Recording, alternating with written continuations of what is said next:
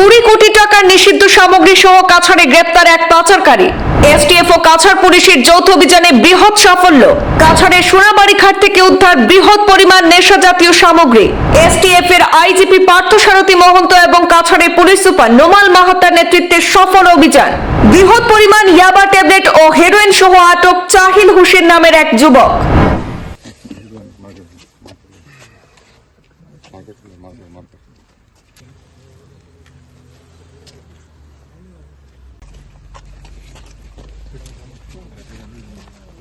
শনিবার রাতে গোপন খবরের ভিত্তিতে ড্রাগস বিরোধী অভিযানে নামেন এসটিএফ এর আইজিপি পার্থসারথী মহন্ত এবং কাছাড় জেলার পুলিশ সুপার নোমাল মাহাতার নেতৃত্বে বিশাল পুলিশের দল।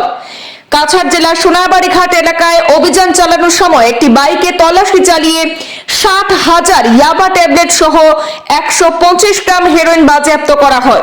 সঙ্গে ড্রাগস পাচারকারী কাবুগঞ্জ থানা এলাকার চাহিল হোসেন নামের এক যুবককেও আটক করা হয়েছে। বাজেয়াপ্ত করা ড্রাগসের বাজার মূল্য 20 কোটি টাকার অধিক হবে বলে জানান এসটিএফ এর আইজিপি পার্থসারথী মহন্ত। এছাড়াও বাজেয়াপ্ত করা সেই ড্রাগসগুলি হেফাজতে নিয়েছে পুলিশ। সেই সাথে আটক হওয়া সেই যুবককেও হেফাজতে নিয়ে টানা জিজ্ঞাসাবাদ চালিয়ে যাচ্ছে কাছাড় পুলিশ। 20 কোটি টাকার নিষিদ্ধ সামগ্রী বাজেয়াপ্ত করা হলো কাছাড়ে। সেই সাথে গ্রেপ্তার করা হয়েছে এক পাচারকারীকেও। এসটিএফ এবং কাছাড় পুলিশের যৌথ অভিযানে এই বৃহৎ সাফল্য লাভ হয়েছে। কাছাড়ের সোনাবাড়ি ঘাট থেকে উদ্ধার করা হয়েছে বৃহৎ পরিমাণ নেশা জাতীয় ইয়াবা ট্যাবলেট এবং হেরোইন। এসটিএফ এর আইজিপি পার্থসারথী মহন্ত এবং কাছাড়ের পুলিশ সুপার নোমাল মাহাতার নেতৃত্বে এই সফল অভিযান চলে কাছাড়ের সোনাবাড়ি ঘাটে। বৃহৎ পরিমাণ ইয়াবা ট্যাবলেট হেরোইন সহ আটক চাহিল হোসেন নামের এক পাচারকারী।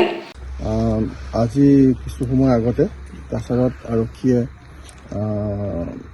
তেওঁলোকৰ গোপন খবৰ আছিলে, একচুৱেলি খুব স্পেচিফিক ইনপুট আছিলে আৰু সেইমতে এটা ল'ৰা ধৰিছে আৰু এখন মটৰচাইকেলত ড্ৰাগছ সৰবৰাহ কৰিবলৈ চেষ্টা কৰি আছিলে। ড্ৰাগছখিনি অসমৰ বাহিৰৰ এখন ডাঙৰ মহানগৰলৈ পঠাবৰ কাৰণে সংগ্ৰহ কৰি থকা হৈছিলে, প্ৰস্তুতি চলাই থকা হৈছিলে। সেই সময়ত কাছাৰ আৰক্ষীয়ে এই ড্ৰাগছখিনি জব্দ কৰে। এই ল'ৰাটোক এৰেষ্ট কৰিছে। 60,000 ইয়াবা টেবলেটছ আৰু 125 গ্ৰাম হেৰইন ইয়াত ধৰা পৰিছে। এইখিনিৰ যিটো ফাইনেল, সাধাৰণতে এই ড্ৰাগছবিলাক য'লৈ যায় ধনী মহানগৰ, তাত ষ্ট্ৰীট প্ৰাইচ হ'ব নিয়েৰলি 20 কোটি টকা। এইখিনি চলি আছে, এইখিনি ওলাব বস্তুটো আৰু এই তাৰপিছত আমি চলাম।